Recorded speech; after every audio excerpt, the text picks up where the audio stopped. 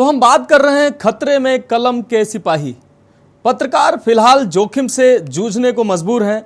जानलेवा हमले का ताजा मामला यूपी के जौनपुर जिले से सामने आया है।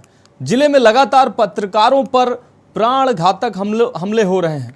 पत्रकारों में रोष भी व्याप्त है। यहां पिछले कुछ माह पूर्व ही एक पत्रकार को गोली मार दी गई थी। वो मामला अभी ठंडा भी नहीं हुआ था कि एक बार फिर से निजी चैनल के पत्रकार और उसके 2 साथियों पर प्राण घातक हमला हुआ है। इस तरीके की लगातार घटनाएं सामने आ रही हैं कि चौथे स्तंभ यानी कि कलम के सिपाहियों पर लगातार हमले हो रहे हैं। देखिए हमारी स्पेशल रिपोर्ट।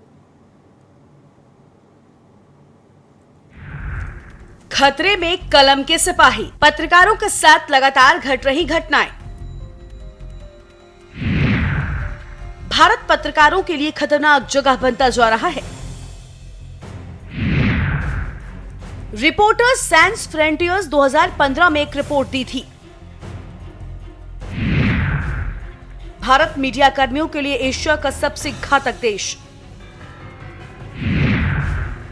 1992 से 2015 तक भारत में 67 पत्रकार मारे गए, जिनमें से 39 की हत्या पुष्ट इरादों से की गई। सोशल मीडिया के आगमन ने लाभ पहुंचाया। प्रेस विरोधी हिंसा पर प्रकाश डालने में मदद की है। भले ही इस तरह के हमले मुख्यधारा के प्रेस में शामिल ना हो, कई प्रबुद्ध जन हमले बढ़ने की बात से असहमत हैं। ये केवल पत्रकारों पर घातक हमले नहीं है। खतरों की एक श्रृंखला उनके काम के माहौल को चिन्हित करती है। हमलों को देश में बढ़ती असहिष्णुता से भी जोड़ा गया है। छत्तीसगढ़ में 2 पार्टों में फंसे हैं पत्रकार। पत्रकार पुलिस और माओवादियों के बीच फंसते हैं।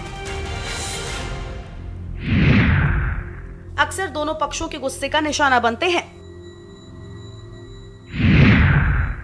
एक ही साल में 4 पत्रकार सलाखों के पीछे। राज्य में मीडिया समुदाय ने सुरक्षा के कानून की मांग की थी। पत्रकार सुरक्षा कानून संयुक्त संघर्ष समिति का गठन किया था। बस्तर में पत्रकारों ने कार्रवाई के बाद किया था गठन। 2011 में मिड डे के जेडे की हत्या के बाद हुआ था विरोध। उत्तर प्रदेश में कई मामले सामने आते हैं। 16 सितंबर 2020 को सीतापुर में पत्रकार रविंद्र सक्सेना की हत्या। 19 जून 2020 को वाराणसी में सुप्रिया शर्मा पर मुकदमा। 31 अगस्त 2019 को मिर्जापुर में पंकज जायसवाल पर एफआईआर। 10 दिसंबर 2019 को आजमगढ़ में 6 पत्रकारों के खिलाफ एफआईआर। 7 सितंबर 2020 में बिजनौर के 5 पत्रकारों के खिलाफ एफआईआर। 3 दिसंबर 2019 को लखनऊ में वरिष्ठ पत्रकार असद रिजवी को नोटिस। असद पर मुहर्रम के दौरान शांति भंग करने का लगाया आरोप। लखनऊ में एक प्रदर्शन कवर करने के दौरान उन्हें पीटा गया।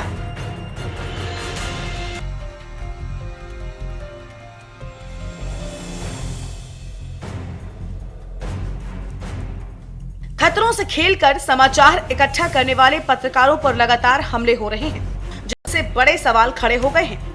यही कि क्या पत्रकारों पर हमले के मामले में भारत एशिया का सबसे घातक देश बन गया है? कानूनी उत्पीड़न और राजकीय दमन से लेकर हत्या तक, क्या पत्रकार अब बढ़ते खतरों के बीच काम कर रहे हैं?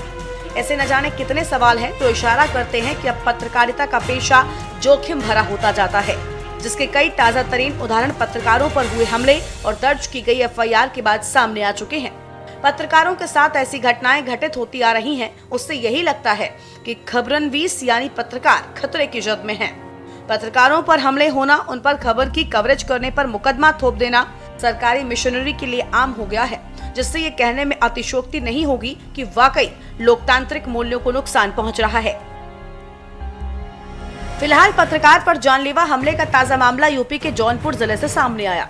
बता दें कि जिले में लगातार पत्रकारों पर प्राणघातक हमले से पत्रकारों में रोष व्याप्त है। यहाँ पिछले कुछ माह पूर्व एक पत्रकार को गोली मार दी गई थी, जिसमें लाइन बाजार थाना पुलिस ने लीपापोती करते हुए घटना का नाटकीय ढंग से खुलासा कर दिया था। बहरहाल अभी वो मामला ठंडा भी नहीं हुआ था, पर एक निजी चैनल के पत्रकार और उसके 2 साथियों पर प्राणघातक हमला किया गया। शाहगंज कोतवाली के नगर क्षेत्र स्थित श्रीराम मोहल्ला निवासी चंचल जायसवाल सेंट जॉर्ज स्कूल के प्रबंधक और एक निजी चैनल के पत्रकार हैं। बुधवार की रात वो विद्यालय के कार्यालय में अपने साथी किराकत निवासी संतोष कुमार और ताखा पूरब गांव निवासी विद्यालय कर्मचारी अंशदीप गौतम के साथ बैठे थे। इसी बीच 6 से 7 की संख्या में पहुंचे बदमाशों ने पहले तो विद्यालय का मुख्य गेट बंद कर दिया, फिर कार्यालय में पहुंचकर वहां पर मौजूद 3 लोगों पर धारदार हथियारों से हमला कर दिया।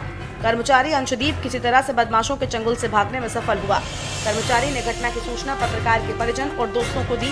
तब तक लोग इकट्ठा हुए, बदमाश पीछे के रास्ते से फरार होने में सफल हो गए। ये शाहगंज में चंचल जायसवाल सेंट जॉर्ज स्कूल के प्रबंधक हैं, जिनको स्वदेश न्यूज़ चैनल का रिपोर्टर भी बताया जा रहा है।